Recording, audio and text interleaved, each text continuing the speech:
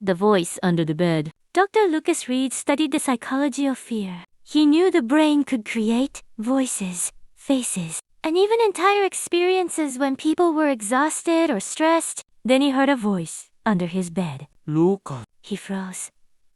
He checked the room. Nothing. The voice came again. Don't!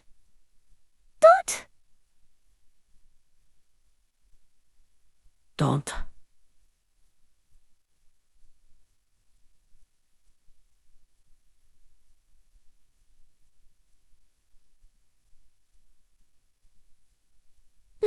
Lucas smiled nervously. His scientific mind gave him explanations.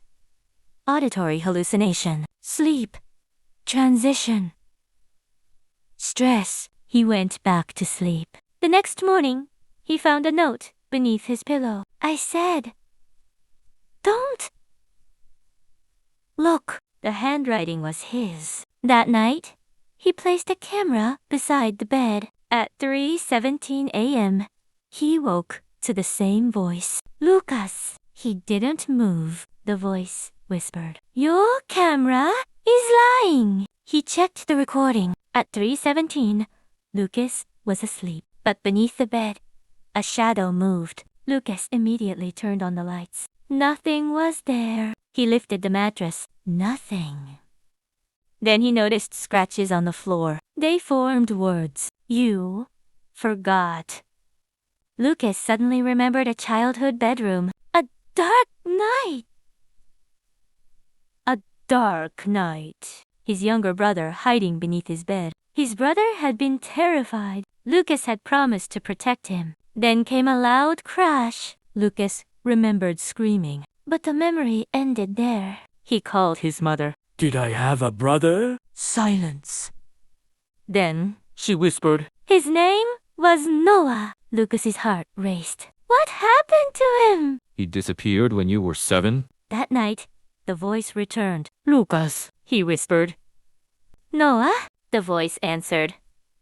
You finally remembered. Lucas looked beneath the bed. A little boy was sitting in the darkness, but his face Wasn't frightening. It was Lucas's own face as a child. The boy whispered, You didn't forget me?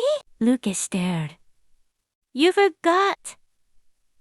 What happened? Suddenly, the memory returned. Noah hadn't disappeared. He had fallen through a broken basement staircase while Lucas watched. Their parents had hidden the truth because Lucas was too young to understand. His brain had buried the memory. The voice under the bed wasn't supernatural. It was a traumatic memory forcing itself back into consciousness. Lucas closed his eyes. When he opened them, the boy was gone. Only one thing remained. A note on the floor. Memory doesn't always disappear. Blow it. Sometimes, IT waits. Lucas picked up the note. Then he heard a whisper behind him. There's one more thing you forgot. He slowly turned. The bedroom door was open, and someone was standing outside. It looked exactly like Lucas. The witch who put a curse on my family. My grandmother made me promise never to enter the basement after midnight. I thought it was an old superstition. Until the night, I heard my name being whispered from beneath the floor. ITWS 午前2時13分 Daniel. I froze. The voice sounded like my mother.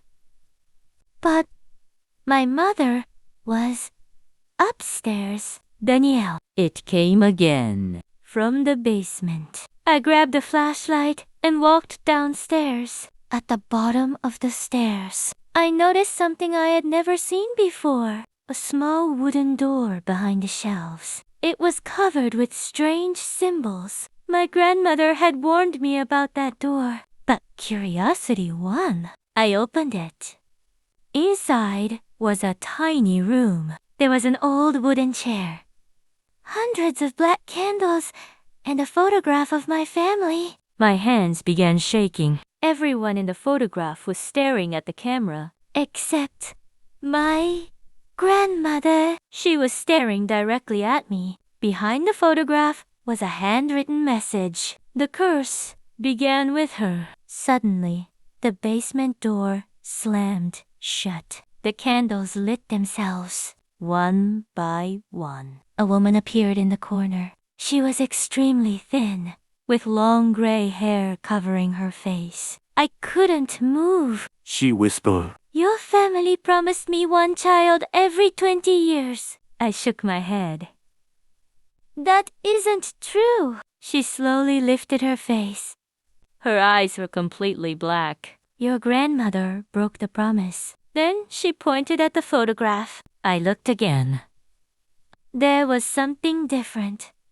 My grandmother was no longer in the picture. Instead, there was a dark figure standing behind every family member. The woman whispered, She gave me your grandfather. My heart stopped. She gave me your uncle. The photograph changed. And tonight, her finger pointed at me. She gives me you. The candles went out. I ran toward the door. It wouldn't open. Then I heard footsteps behind me. Slow, heavy, getting closer. A voice whispered directly into my ear. Danielle. I turned around. Nobody was there. Then my phone rang. It was my grandmother. I answered. Her voice was barely audible. Daniel. Listen carefully. Grandma, where are you? She began crying. I didn't put the curse on our family. Silence. Then who did? Her breathing stopped, and she whispered, Your mother. The call ended. I slowly turned toward the basement stairs. My mother was standing there. She smiled. But something was wrong with her eyes. She whispered. Grandma finally told you. The lights flickered. Behind my mother stood the witch. Only now I understood the truth. The witch wasn't attacking my family. She was collecting what my family had promised her. And my mother had already made a new promise. My unborn child? I screamed. My mother smiled wider. You're going to have a child soon. Heru? I looked at her in horror. I don't have a wife, she whispered. You will. Then the basement door slammed shut, and from somewhere inside the darkness, a baby's voice laughed. I bought an old mirror from a witch. When I bought the mirror, the old woman selling it gave me one warning. Never look into it after midnight. I laughed because I thought she was trying to make the mirror seem mysterious. It was an enormous antique mirror with a black wooden frame, covered in strange carvings. I paid for it and took it home. That first night, I placed it in my bedroom. At 12:01 a.m., I walked past it and noticed something strange. My reflection was still standing there. I stopped.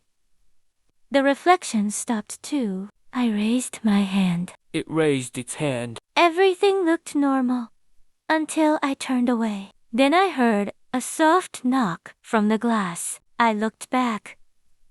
My reflection was smiling. I wasn't. I stepped away. The reflection slowly raised one finger and placed it against its lips. Then it whispered, Don't let her see you. Suddenly, the bedroom door opened. Nobody was there. The next morning, I covered the mirror with a blanket. When I returned from work, the blanket was lying on the floor. Written across the mirror in red were 4 words. She knows you're here. I called the woman who sold it to me. Her number was disconnected. I searched online and found an old newspaper article about a woman who had disappeared 30 years earlier. Her photograph showed the same woman. The article said she had been accused of witchcraft and had owned a mirror that disappeared after her death. That night, I decided to destroy it. I smashed the glass with a hammer. The mirror shattered, but every broken piece still showed my reflection. Then, something terrifying happened. In every piece, my reflection was standing behind me. I slowly turned around. Nothing. When I looked back, all the reflections were gone. One piece of glass remained perfectly intact. Inside it, I saw the old woman. She whispered, You should never have brought me home. I dropped the glass. The lights went out. When they came back, the mirror was whole again. But this time, my reflection wasn't inside it. I could see my bedroom from behind the glass. I screamed and punched the surface, but there was no sound. Outside the mirror, another version of me entered the room. He looked at the mirror, smiled, and whispered, "Finally."